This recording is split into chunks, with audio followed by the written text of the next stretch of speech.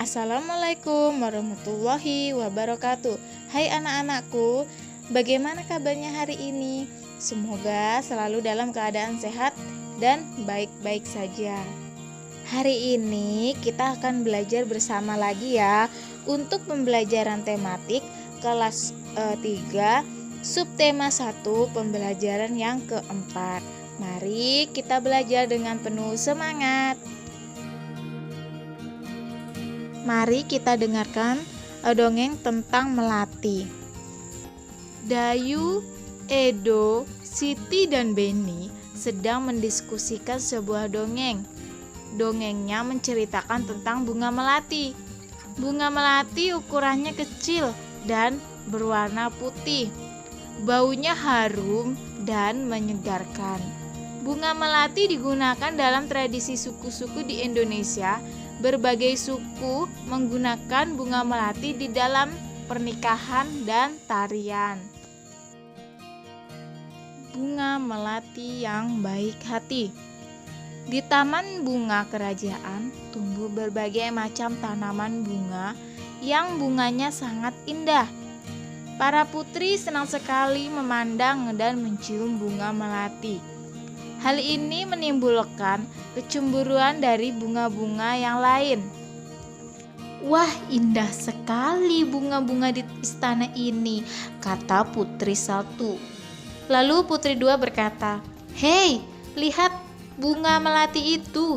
Warnanya putih, bersih, dan harumnya semerbak memenuhi taman ini.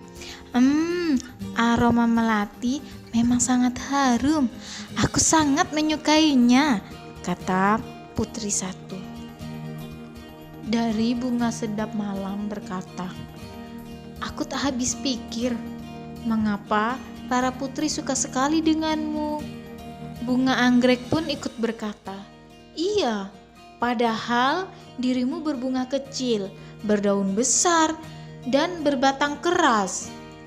Walaupun engkau harum, namun mudah layu jika dijadikan pajangan di vas bunga, karena pasti akan terlihat jelek sekali jika sudah layu dipajang di sana," kata bunga mawar biru.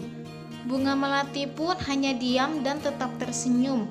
Senyumnya yang manis membuat keharuman dirinya semakin merebak. Udara di taman bunga kerajaan bertambah wangi dan bertambah banyak kumbang yang datang. Kedatangan para kumbang yang bertambah banyak membuat semua bunga di taman bunga kerajaan menjadi senang. Mereka pun sibuk menyapa para kumbang dan mempersilahkan mengisap sari madu yang ada pada setiap bunganya.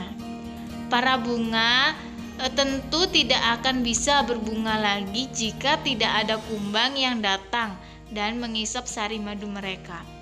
Bunga sedap malam dan bunga yang lainnya kini telah mengerti kenapa bunga melati sangat wangi sekali. Bunga-bunga yang lain meminta maaf kepada bunga melati atas perasaan cemburu mereka. Kini mereka mengakui bahwa keberadaan bunga melati itu justru harus disyukuri. "Ternyata aroma harummu mengundang para kumbang datang. Tanpa dirimu, taman ini akan sepi dari kumbang-kumbang. Maafkan aku ya Melati," kata bunga sedap malam. Lalu bunga anggrek pun berkata, "Aku juga mau minta maaf Melati. Selama ini aku iri padamu. Ternyata keberadaanmu sangat bermanfaat untuk kami." Bunga mawar biru ikut berkata, "Selama ini aku juga berburuk sangka padamu, Melati. Aku minta maaf ya." Lalu bunga melati menjawab, "Aku sudah memaafkan kalian, teman-teman. Sekarang kita bisa berteman tanpa ada perasaan buruk." Nah, dari dongeng ini anak-anak, kita dapat tahu bahwa bunga-bunga tadi iri pada bunga melati yang harumnya wangi sekali. Ternyata bunga melati sendiri memiliki kelebihan. Dengan wanginya itu mengundang kumbang-kumbang untuk datang, karena kumbang-kumbang itu membantu terjadinya penyerbukan tanaman ya. Jadi kalau kita belajar perkembangbiakan tumbuhan, itu ada juga bantuan dari hewan untuk penyerbukan pada bunga. Sebutkan 4 tokoh yang ada pada dongeng beserta dengan karakternya. Nah, di sini Ibu akan sebutkan beberapa karakter tokoh pada dongeng tadi.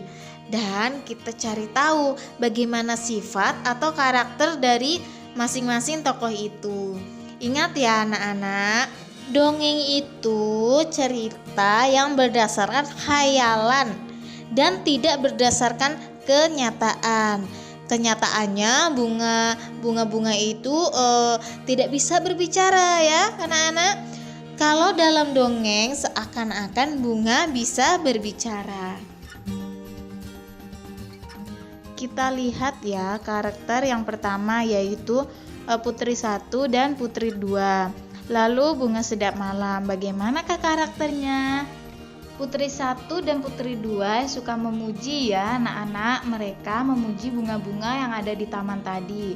Lalu Bunga Sedap Malam, karakternya iri hati, suka ngejek, berani mengakui kesalahannya, dan berprasangka buruk. Nah, Bunga Sedap Malam ini tadi berprasangka buruk kepada si Bunga Melati. Lalu Bunga Anggrek sama seperti Bunga Sedap Malam ya. Bunga Anggrek yaitu suka iri hati, suka ngejek, berani mengakui kesalahannya, dan suka berprasangka buruk terhadap Bunga Melati. Begitu juga Bunga Mawar Biru, sama ya, suka mengejek, iri hati, berani mengakui kesalahannya, dan berprasangka buruk terhadap Bunga Melati. Lalu bagaimana dengan Bunga Melati sendiri? Nah, karakter Bunga Melati itu tidak mau membalas kejahatan para bunga tadi ya, Bunga Sedap Malam, Bunga Anggrek, Bunga Mawar Biru, dan Bunga Melati tidak iri dan pemaaf. Meskipun diejek sama teman-temannya, dia tetap memaafkan dan tidak mau membalas kejahatannya. Jadi anak-anak, dari dongeng tadi ada pesan buat kita ya, yaitu tidak boleh berburuk sangka, tidak boleh iri hati kepada teman-teman atau kepada orang lain. Jadi jangan lakukan seperti Bunga Sedap Malam, Bunga Anggrek, dan Bunga Mawar Biru. Nah, ketika kalian melakukan kesalahan, kalian harus berani meminta maaf. Salah satu manfaat tumbuhan adalah untuk keindahan. Di rumah Dayu banyak bunga yang ditanam dalam pot. Dayu senang merawat bunga-bunga dalam pot. Suatu hari, Dayu sedang merasa bingung. Ia telah memecahkan pot bunga kesayangan ibu. Ia ingin meminta maaf kepada ibu, tetapi takut dimarahi. Bagaimana seharusnya Dayu bersikap? Nah, menurut kalian bagaimana sih Dayu harus bersikap? Ayo, Dayu baru saja melakukan kesalahan tadi ya. Nah, yang harus Dayu lakukan yaitu meminta maaf kepada ibunya. Pernahkah kamu melakukan kesalahan? Pasti pernah ya. Semua orang pasti pernah melakukan kesalahan. Apa yang kamu lakukan saat setelah melakukan kesalahan? Nah, benar. Ketika kita melakukan kesalahan, sebaiknya meminta maaf. Dengan meminta maaf, kita akan merasa lega. Hubungan dengan orang lain akan tetap baik. Untuk meminta maaf diperlukan keberanian. Ya, jadi kalian harus berani meminta maaf. Anak-anak yang pemberani akan meminta maaf jika telah melakukan kesalahan. Manfaat tumbuhan selain memberikan oksigen juga untuk tempat berteduh. Di bawah pohon yang rindang, kita akan merasa segar dan sejuk. Kita dapat berlindung dari sengatan sinar matahari. Dayu dan teman-teman di kelas 3 melakukan kegiatan olahraga. Lapangan di sekolah Dayu cukup teduh karena ada beberapa pohon rindang di sekitarnya.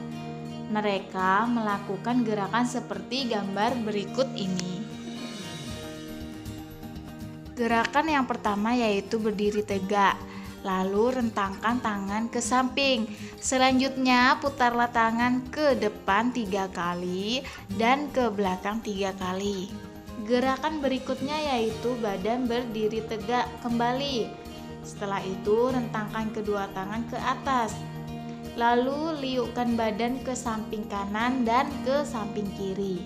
Setelah itu liukkan badan ke kanan atas. Lalu liukkan badan ke kiri atas. Dan gerakan yang terakhir yaitu liukkan badan ke atas atau melentingkan badan. Nah, ini adalah kegiatan olahraga yang dilakukan Dayu dan teman-temannya. Kalian bisa praktekkan ya di rumah anak-anak. Demikian tadi ya anak-anak pembahasan kita di tematik kelas 3, tema 2, subtema 1, pembelajaran 4. Semoga video pembelajaran ini bermanfaat untuk anak-anakku semua. Sampai jumpa lagi di video pembelajaran selanjutnya. Wassalamualaikum warahmatullahi wabarakatuh.